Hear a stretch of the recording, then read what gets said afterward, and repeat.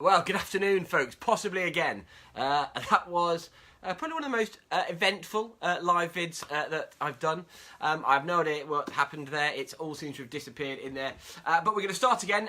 So we are going to bring on my good friend Tim Elliott, and Tim and I are going to have a look at kind of a marketing roundup. So we're going to go and see what's worked this year, what hasn't worked this year, and just kind of talk about. And I'm doing that with a rather excellent single malt. Hello, Tim. There he is. Hello, everybody. Hello, Tim is there. Hello, good afternoon, good evening. So yeah, apologies, guys. I have literally no idea what's going on there. I think it's now I'm over 40.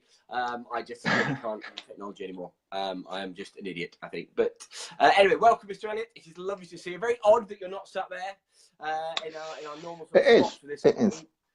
But yeah, so I just thought we should talk about kind of what we've learned this year, really. So Yes. we'll start with yourself, mate. What's the biggest thing you've learned this year? What's the biggest thing that's kind of appeared on your radar? Oh well, it's just the positioning thing we just spoke of. Have you now deleted the previous version of this? Mate, I have no idea. I'm doing this as a this start. is exactly the same. I had to watch this bit. Just skip about 3 minutes, and it'll all be good. Okay, cool. Well, if you haven't seen the previous version, the biggest lesson is a classic, really, of understanding your position in the marketplace, right? By which I mean is having some clarity on who your customers are, right? Who you want to serve and what it is you can offer them. Your customer value proposition. That will give you your position in the marketplace, and it should be everything you do, right? It's then dead simple, right? The content you produce, the people you want to network with, the clients you try and get are dictated by that position because you understand it and you have it down and clear. It's super simple, right? Sounds super simple, but many people don't do it, I think. Yeah, and I think, mate, you are again right. You are right in this, because I think people need to think more about what they want their position to be, where they want to be, and I think they need to do that. I think for kind of two reasons, really. One is because, well, three, you do get to choose. You can be kind of anything. You might need to change stuff, but you can be absolutely anything. You don't have to be stuck with where you think you are. And I think also because the market is getting just so rammed, so crowded, with so much noise in there. I mean, again, let's just ignore the first video. We'll repeat it all. But taking business coaches, for example. I'm looking at someone that I know that's claiming to be an international business coach, which I know is just not true. She's got a full-time job in it. I don't have a problem with that. But that does make it messier for everyone else. And that's just one example of it. Like 5 years ago, Facebook ads were, well, wrong word, hard. They weren't hard, but it was more complicated, it was more convoluted, less people were doing them. It's much easier, it's much kind of cheaper to get in. I know kind of the costs are rising, but it's much cheaper to get in. So actually, spaces that before were, again, wrong phrase, kind of expert-led, are now open to everyone. So there is so much more noise. There is so many more things. And we're just, I think this year has been one of the busiest, noisiest years in terms of kind of marketing stuff, that actually people that don't have their clear positioning, this is me, this is where I stand, this is it, I think it becomes really difficult, because then you have nothing else.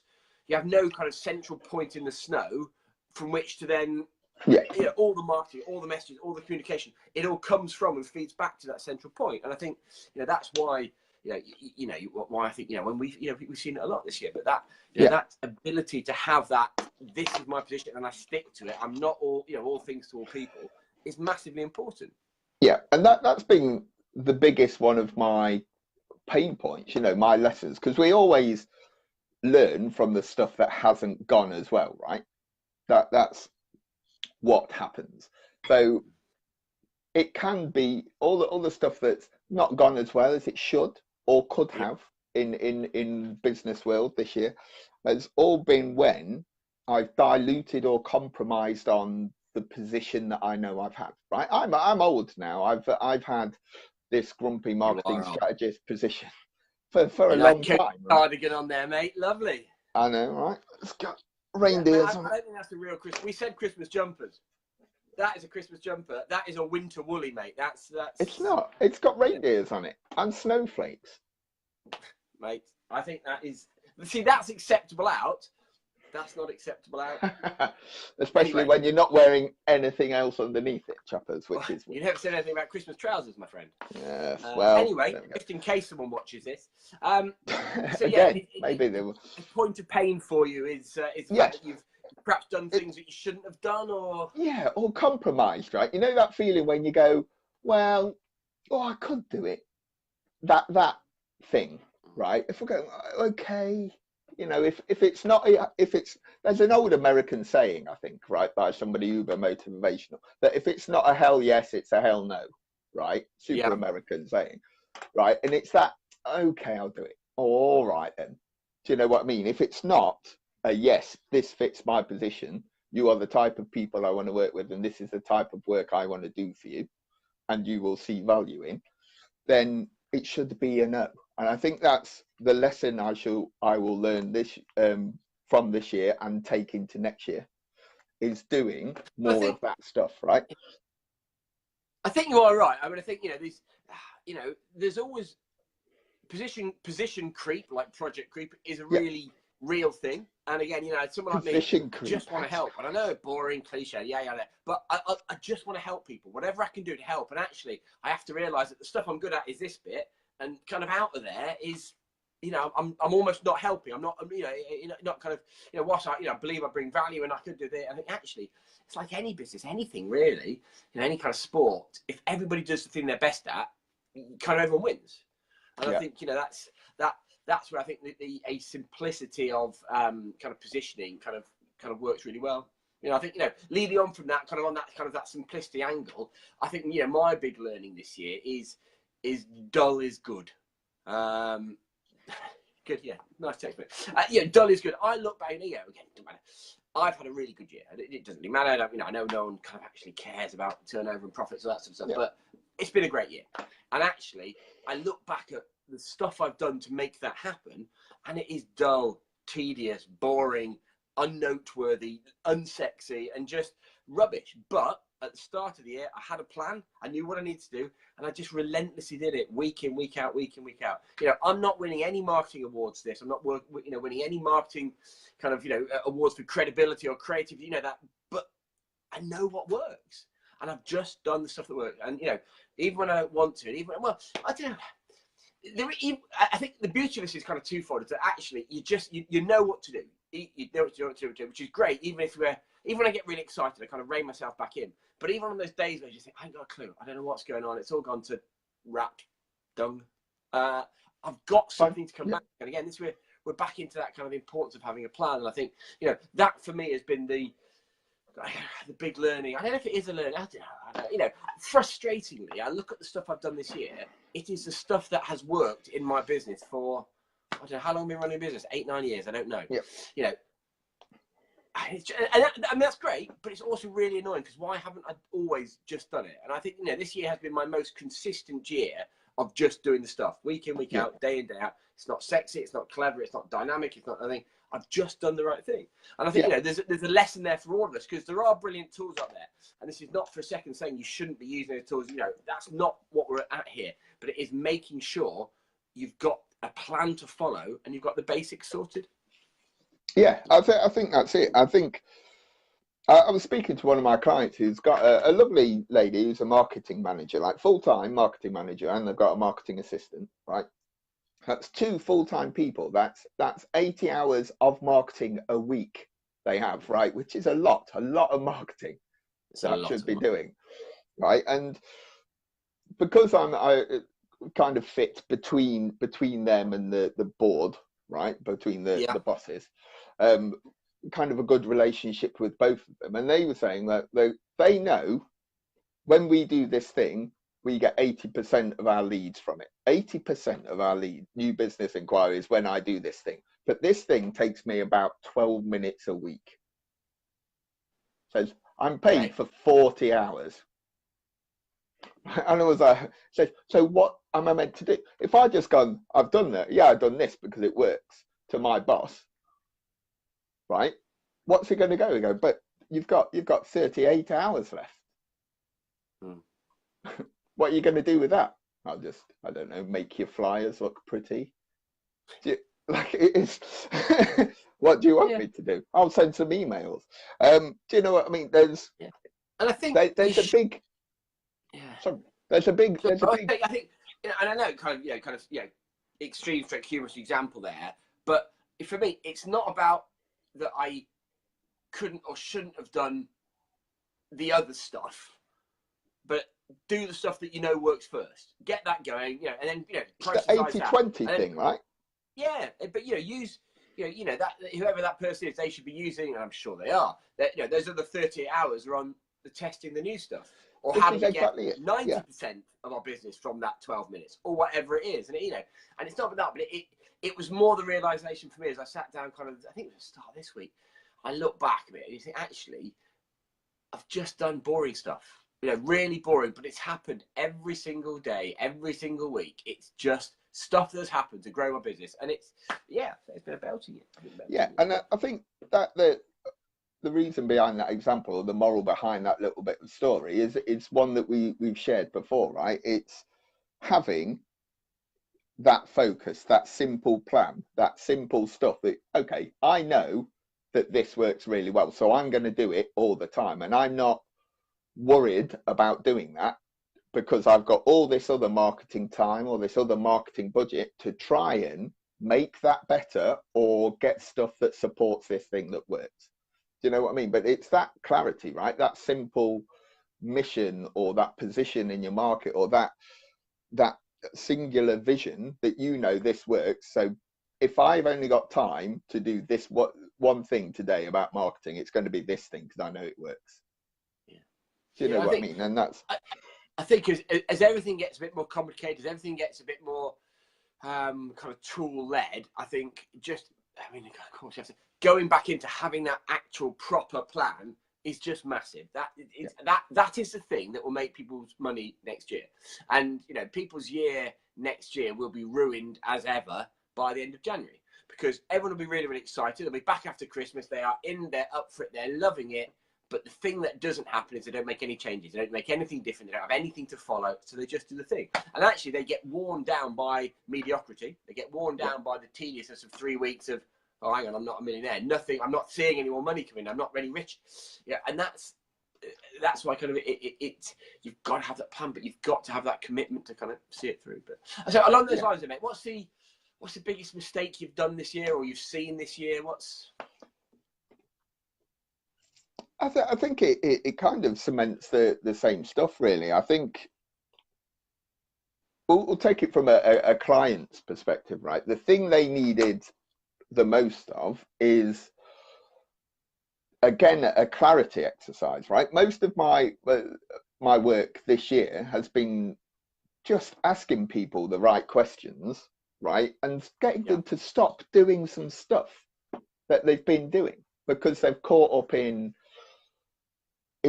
tactics, in stuff, in activity, not impact, right? Marketing should only be judged by the impact that it creates, not the amount of activity it takes, right? That's the only thing, right? It doesn't matter. I don't care if you do 1 hour a week or 1 hour a day. Do you know what I mean? I don't care how much activity you do, as long as the impact is generated. And it's that getting back to impact. Well, what do you want marketing to do? How do you understand your goals? What's your purpose? What are you trying to achieve as a business, and how can marketing help you do that? Because marketing is the only thing, right, that connects each department of a business. It matters to everybody. Even if you're internal, it matters to finance, it matters to the boss, it matters to sales, it matters to customer service, it matters to every bit or every role that you play in your business, right? If you're a small business, you have to wear many hats. But marketing touches all of those points. So to have marketing not have a purpose or a goal, right? If you don't know what impact you need to make from marketing, then what are you doing? Like, it's just confusing to think about, right? And that's been the thing that I've done the most of this year, is get back to what impact do you want your marketing to make, and how to do that as simply as possible, right? I'm not trying to be. it's a bit like you said, I think probably in the previous version of this video about the Seth Godin book about the minimum viable audience. And actually, there's the book. And actually doing everything less, which is a really stupid thing to say, but I think one of the biggest things that, here we go, soapbox coming, one of the biggest things that blights businesses is a lack of thought.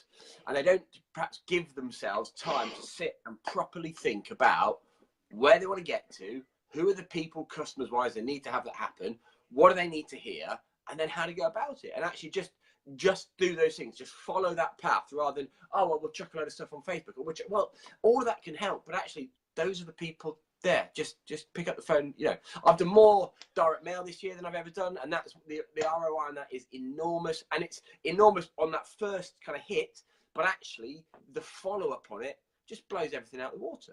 You know, and that is you know, that is been a kind of a huge thing this year. And I've got, you know, more letters out, and it is, you know, that is so much easier to follow up. And I've done more phone calls this year than I can remember doing.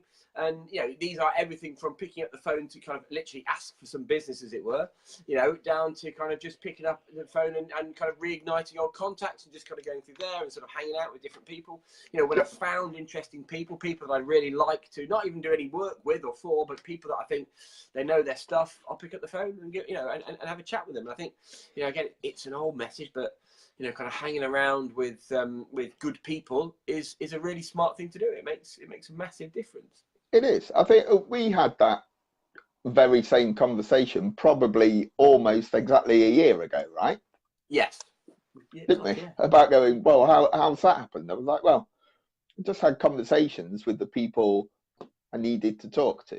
It wasn't complicated, right? And so everything, my metric, right? Because there's a thing I like to refer to as proactive and reactive metrics. Reactive metrics are stuff like clicks and reach and impressions, right? Stuff we're not in control of.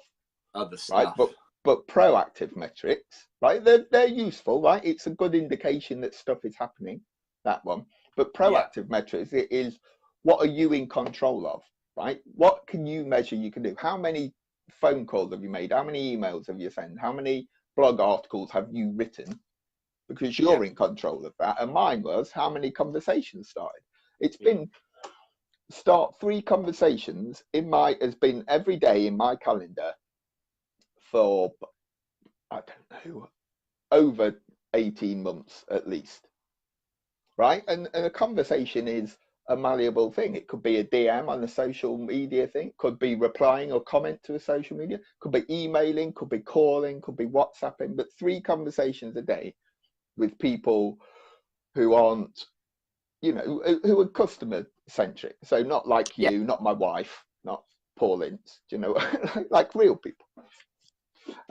Like real people that matter, that sort of thing. Nobody joking. And it's that, right? And that's the thing. That's the one thing in my marketing plan that I know moves my business forward. The more conversations I have, the more stuff moves. And it is. I think that's really interesting because even the proactive measures, I mean, you know, I can think of people that have, you know, they've said, oh, well, I'm sending 20 emails a day, and that, you know, and they're kind of thinking, well, I'm doing the right thing, I'm doing proactive measures, but you're not. 20 emails. I mean, that might be it, but if you're just blanketing 20 emails a day, that's not it. You know, it's got to be, well, actually, the conversations, the meetings that, you know, I've done a lot of handshaking this year. I've just met people, I've talked to people, I've asked questions, I've been part of their world, and that's been a big part of it. And I think, you know, I think that will be a kind of a huge thing, kind of, you know, going forward. And I think people need to do more simple stuff, but they need to think a lot more, which leads us quite nicely on to next year, mate. What do you think's happening next year? What's your thoughts on where marketing is going to be in 2019? I think crystal ball wise, I think people will start to focus more, right? I think there's a big change into becoming more customer centered, which sounds ridiculous if you are already customer centered, because you think, why wouldn't it be customer centered? But, you know, from doing more stuff from kind of serving a customer and understanding a customer and researching and building a relationship with a particular customer, because there's one again, Seth Godin guy, right? This is not my bit of wisdom, but it doesn't take any more time to deliver a good service. It just takes care, right? There's a difference between care and time, right? People think, oh, I can't do all this stuff because it'll take me too much time. But it's just that it doesn't particularly, right? It doesn't take too much time. He uses a great analogy about table service in a restaurant. He goes, okay, you've got 5 tables, but table 4 has just ordered. It's your job to give table 4 the best experience, the best meal of their lives, right? And that doesn't take any more time.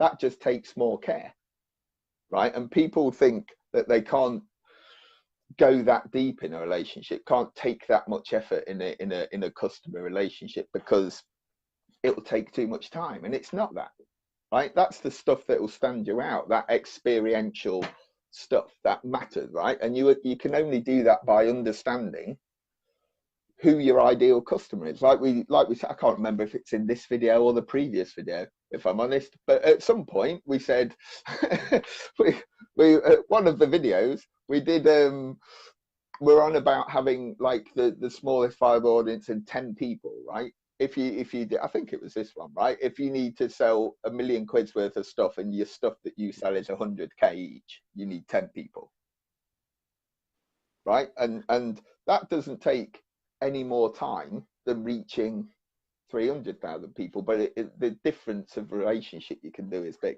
I just think there's so much stuff out there. People will really focus down on building relationships, like good relationships with the customer. Yeah, and I think even if it does take more time, because I mean, again, you'll know very well with the stuff that you do, but I think next year people are going to try. You're going to have to try harder and should be proactively trying harder to give better relationship and better experience to their existing people. And even if that takes a lot more time, because it costs a lot of money and a lot of effort to get brand new customers. That is still the biggest expense of marketing, kind of sits on there on the front end. The biggest profit comes on turning those people into people that go and shout about you. But you've got that all important bit in between where you've got to turn them into people that love what you do. And you can repeat sell to them. And I think that is, I think what is really interesting about kind of business at the moment in kind of all sorts of different walks is that it's never been easier to poach someone else's customers.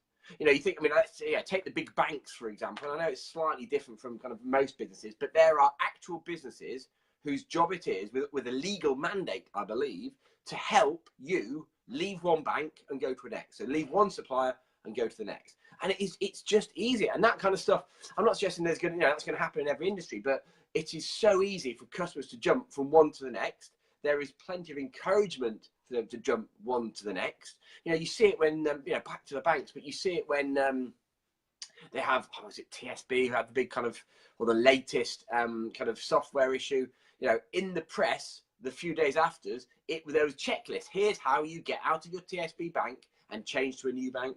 And that's mad. That's unprecedented. That has never happened in kind of the history of the world. Possibly, I can't think of any great examples. But that's where it is. It's so business is so transient. But actually, you need to be taking that time and effort to get the customer and then keep them and then turn them into a raving advocate. And that's the bit that makes a difference, because otherwise, what effectively you're doing is you become the marketing agency or the marketing source for your competitor, because you put all the time, the energy, the money into getting this person as a customer.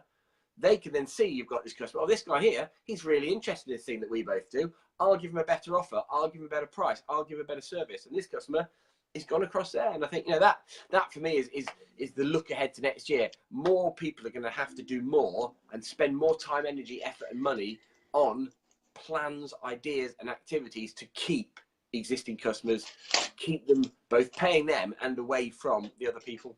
That's it. I think you hit the nail on the head there. Like a lot of businesses now are very transactional. Do you know what I mean? Yeah. They're trying to sell a thing, right? And the more sales of the thing they can do, right, without looking at it's kind of short-termism, right? It's if you have short-term targets, the only thing you're going to get is short-term rewards. And people who run a business or after a business are after something longer term, right? You're not going, all right, like my business aim is to have a good January. Like, no, says nobody ever. Do you know what I mean? They want to get to X point to sell it. They want to have the freedom to reach a certain revenue, to have a freedom of choice, so they can go on 4 holidays a year to Disney with their kids, right? That's a long-term goal. You're not going to get thinking that transactionally or short-termism, right? Your short-term goals, the short-term things you measure, the short-term actions you take should be dictated by the long-term thing, by the position, by the purpose behind it, by the thing you're aiming for, right? And that again, we always talk in circles, which is kind of good, but it comes back to that knowing what you want to achieve, knowing what impact you want your marketing to make and why you're doing it, right? And will dictate all the other actions, will dictate what channels you use, right? Will dictate how often you have to network, who you have to network with, what sort of industry doing. It's that clarity, right? And I think there'll be two versions. There'll be people who do more stuff and people who do less stuff better, if that makes sense. Yeah, I think that's interesting. I think, right? And I think that divide will separate more, really. Yeah, I think so. And I think because there will be people out there, and we're back into that old phrase, but it's, some people are out there, trying to find a customer to make a sale, where the really smart guys are trying to make a sale to get a customer. Because they've got a customer, someone that that has already stuck their hand and said, I know one like this thing that you do. You can take them anywhere. You can do so much with them. You can, forgive the phrase, you can squeeze so much income out of them, which is critical to your business, but you're going to do less to more people. And I think that is, I think as my kind of, sumupperance, may or may not be a phrase that, I think, people are going to have to think a lot more in the coming years because it's messier. I think, back into your kind of first bit, they are going to have to get a real clarity of positioning. What is it they want the world to feel? And it is feel more than know, I think, feel about them. And I think, that from there, once you've got that, you think, right, I need a plan. I need something that is going to, I can follow. I know, I don't kind of say blindly follow, but almost blindly follow. I know these things work. I know these are the right people to speak to. I'm just going to do it. I think, people are going to have to spend and should spend more time on making sure they've got the right people. I think that's a massive part of it. And I think, they need to do the consistent stuff. But crucially, once this person has bought, that's when the marketing really kicks in. That's when it kind of goes to there. And I think, I think that for me is, I think, what we'll see next year. But any final words, mate, before we head off into the sunset? Just have a good Christmas and cheers, folks. Cheers. Brilliant stuff. Tim, it's good to see you guys. Guys, thank you. I hope that's useful. We'll be back again next year on the strategy sessions. You can find us on the strategy sessions on YouTube. And we'll be in and around. If we can help with anything at all, drop us an email, drop us a comment, and ask us a question, and we'll do whatever you can. Have a brilliant festive season, and we will catch you anon.